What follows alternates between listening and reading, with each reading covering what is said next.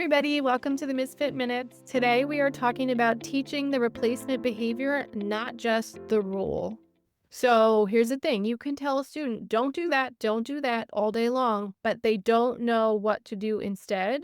And nothing's going to change that by just saying, don't do that. So let's say a student is throwing materials when frustrated. You can say, that's not okay. That's not acceptable.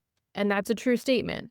But what's more effective is teaching them to say, I need help, modeling a break card, or prompting any single replacement action, and then reinforcing that appropriate action like crazy.